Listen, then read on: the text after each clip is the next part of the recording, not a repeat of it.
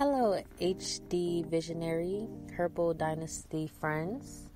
So today I wanted to talk about wisdom, and there's different, people throughout history that has, paved the way as far as understanding what wisdom is.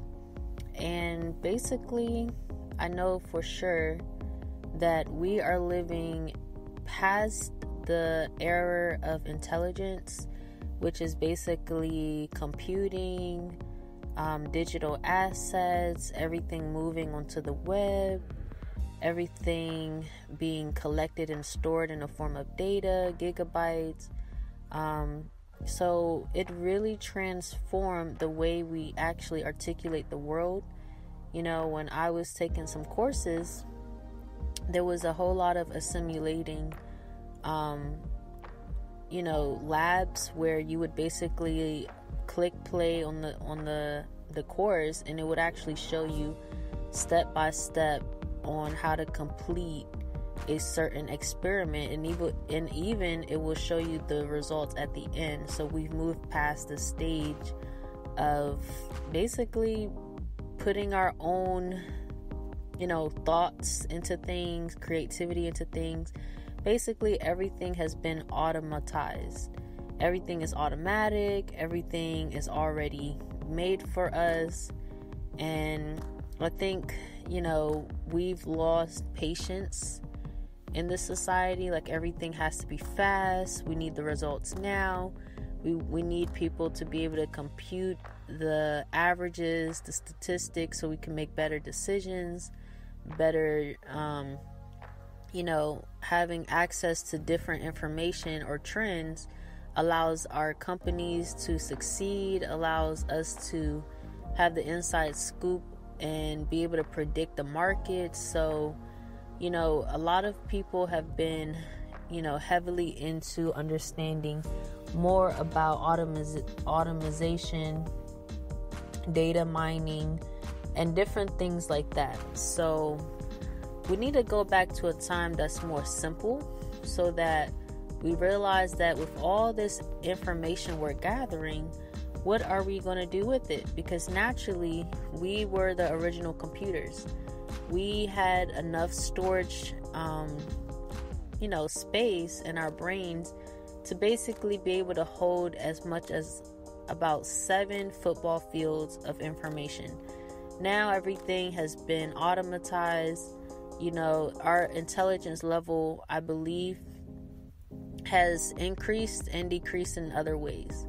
So yes, we're more sufficient and efficient, but what happens if, the things we rely on, like, our calculators, our computers, are no longer there? So what are we supposed to do if we don't even know the foundation anymore, because the foundation is too complicated?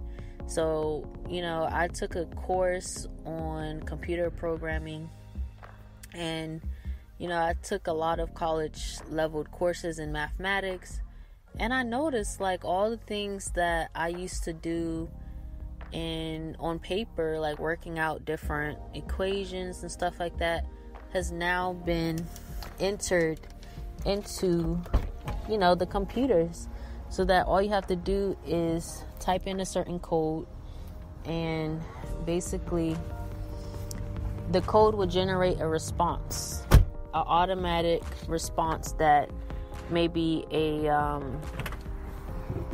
robot or a bot, they call them, has computed itself based on the information at hand. It's just been like unbelievable how we've managed to put as much data as possible to relieve us from thinking as a whole. So wisdom is very important here. A lot of people think that we're going to, from this intelligent era that we're living through now, we're going to move on to storage, and we're going to move on to gathering people's data to the point where we would now be using like our eyes to open up doors, our fingerprints, We've already started using our iPhones to use fingerprint and face recognition. But I really don't think we're going to move into that stage of storage, because, I mean, what's the point of storing data if we're already doing that now? What's going to be the next error? What's going to be, because every error, we have to think, every error lasts us about 2,000 years.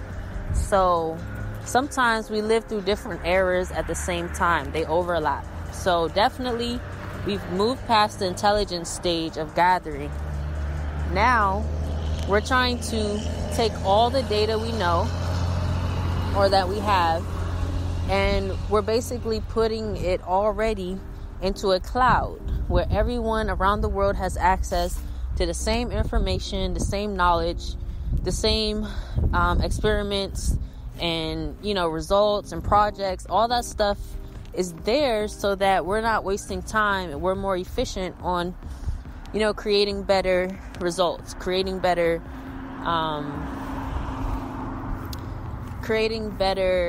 I would say, cures for people, creating better tools and machinery to help people based on the knowledge that people have collected over the years. So that's pretty handy, but the storage part, I just don't see it. I think we're already doing that now. We've been doing it for the past decade or longer.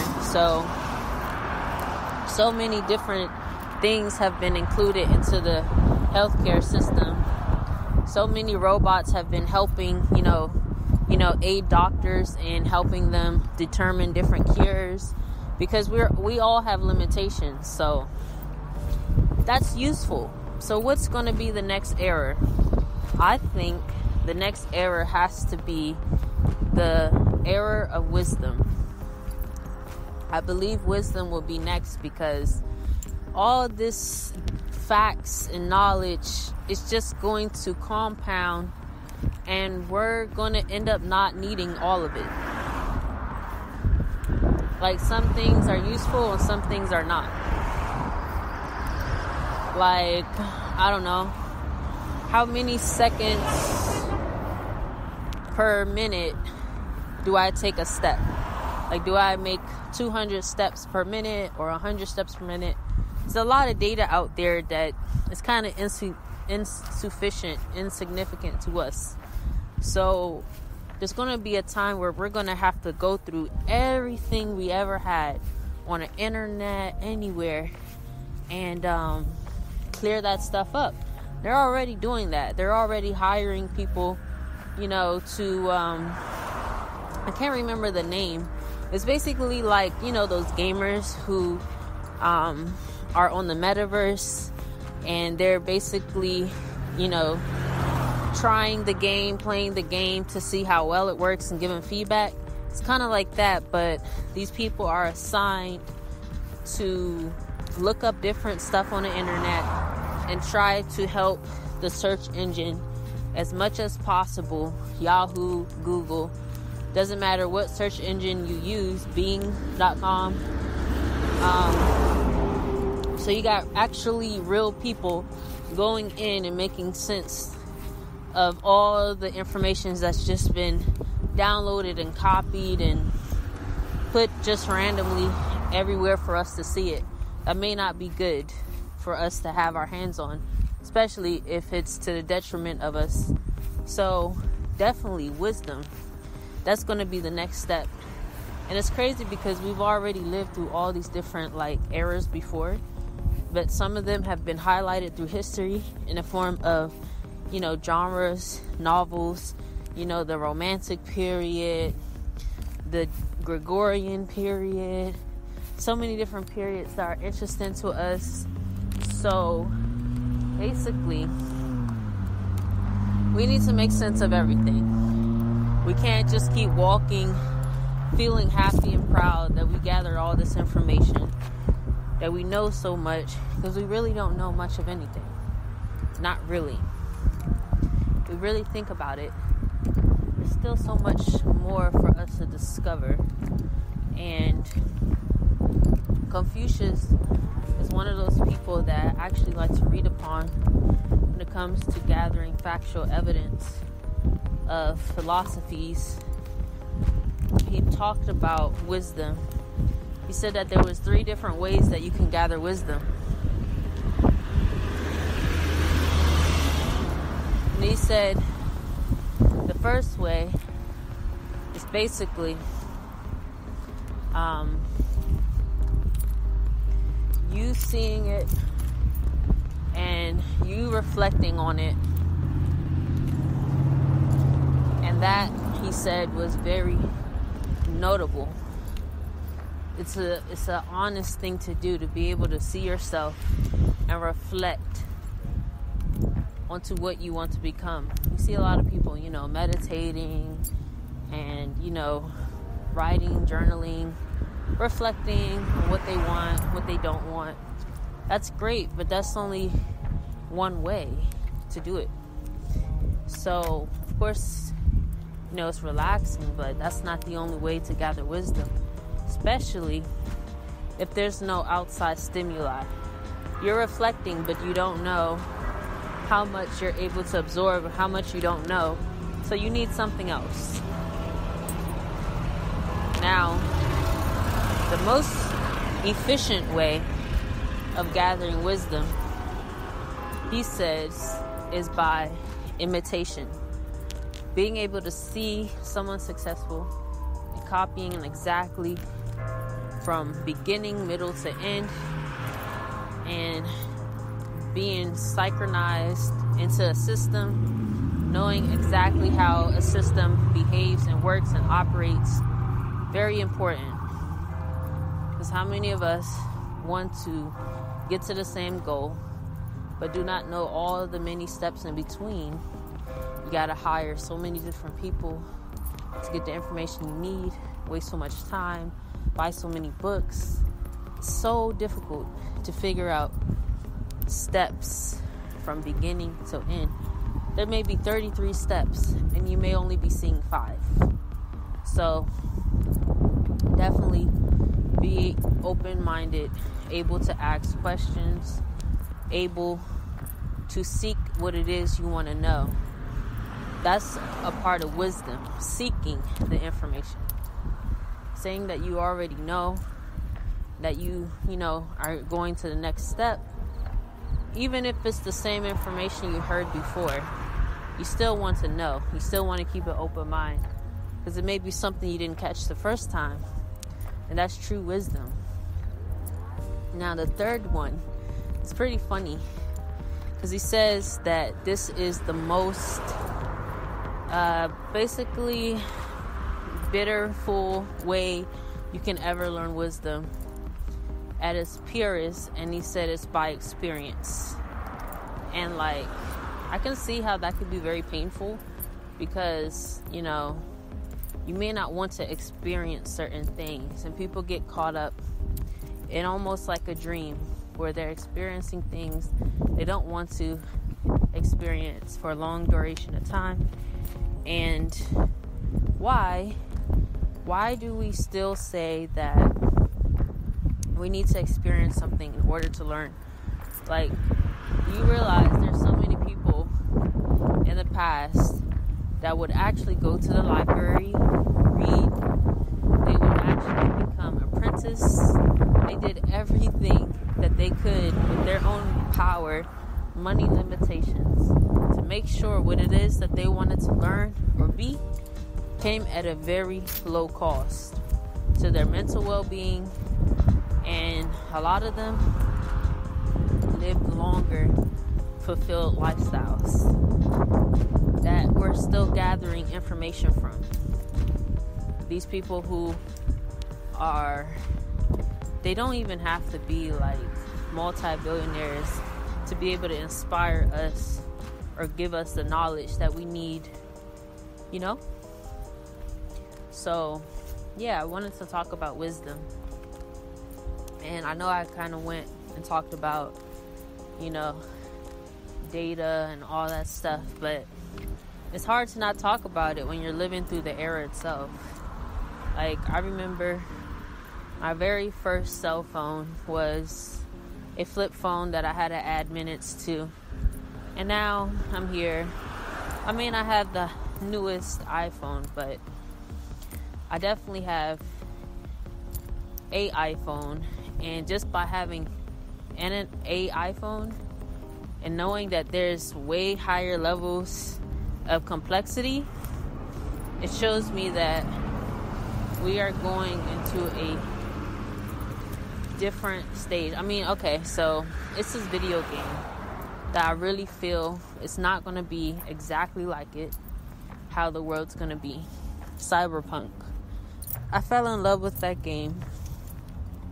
I went to a arcade with one of my friends, and the type of computers they have at that arcade, it's just pure computers.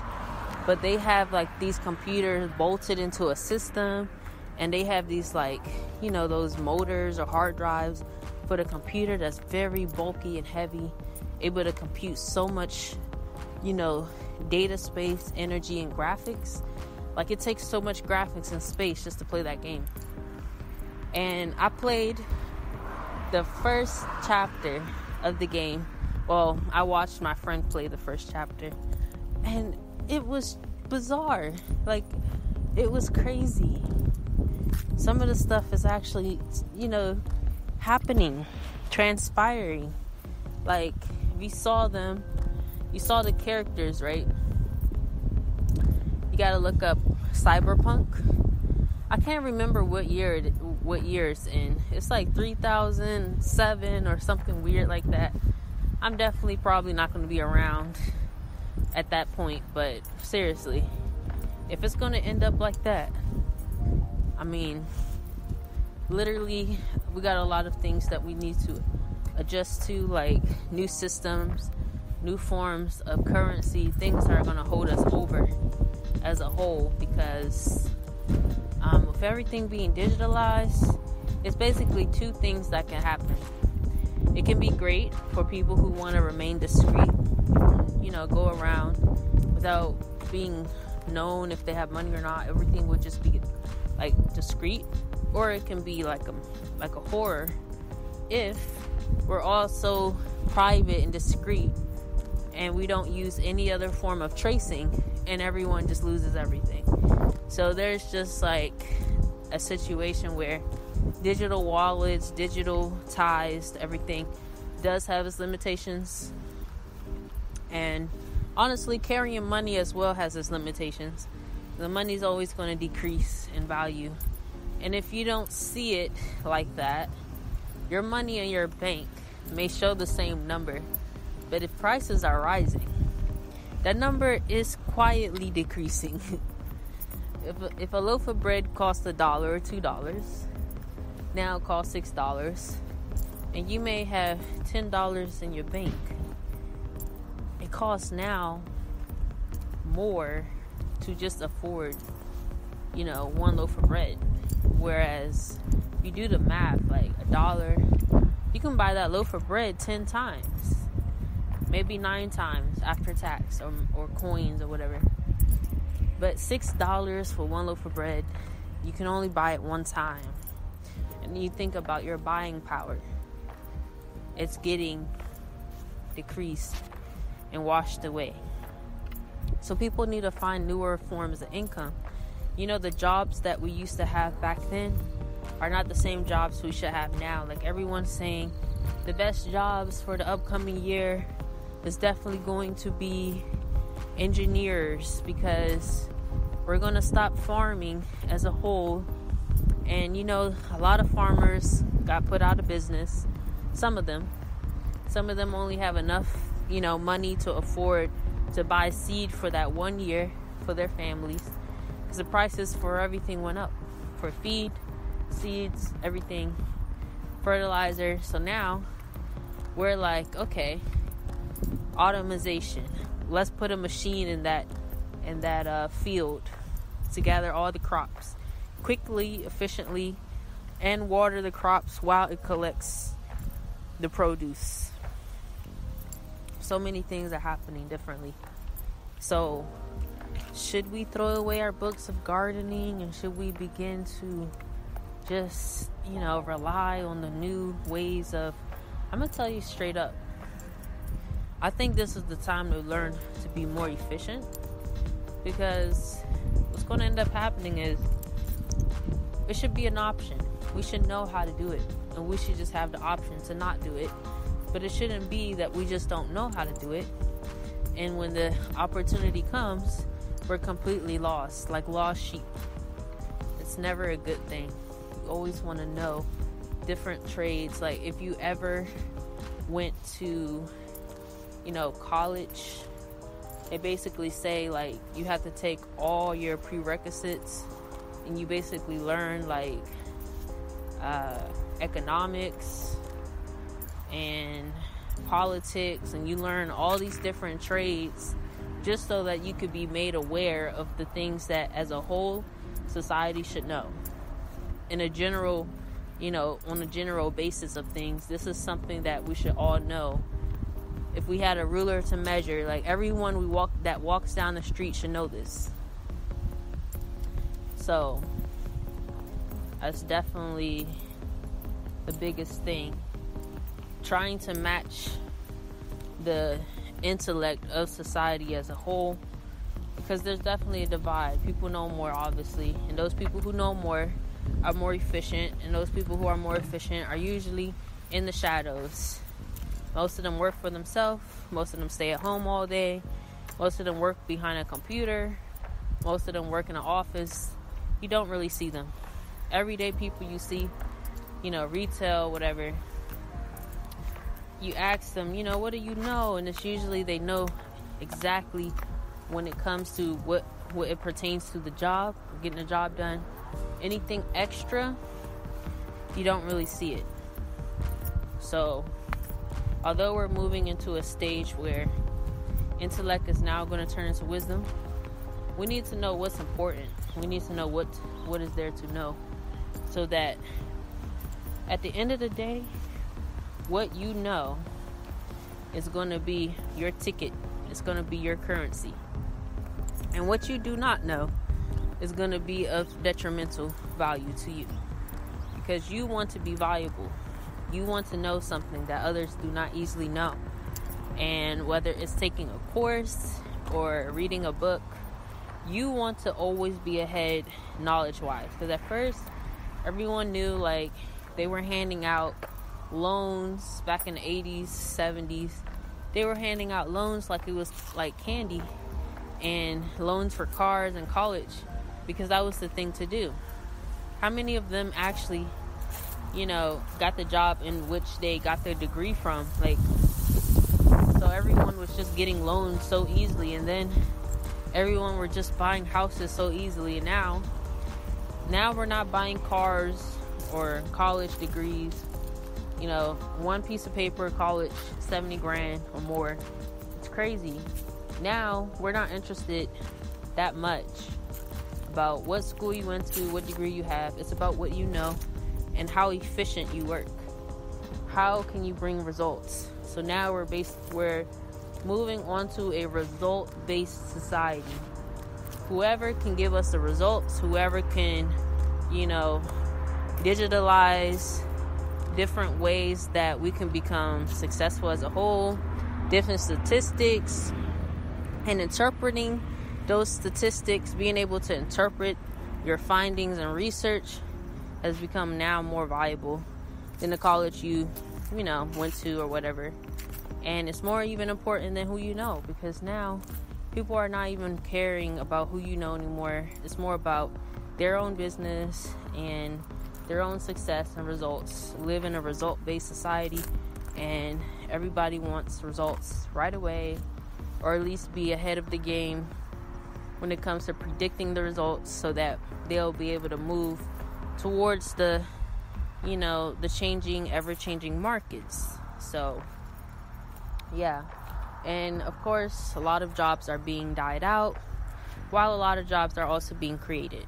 So, I remember when I had a counselor in high school, they had a book for us, because I went to a science and based technology school, and the book basically showed us every year a prediction of what jobs will still be here and what jobs were not. And they always advised us to pick 3 top careers that we were interested or saw ourselves doing, and we stuck to it, and that we had to look beyond the pages to see like what jobs will be automatized.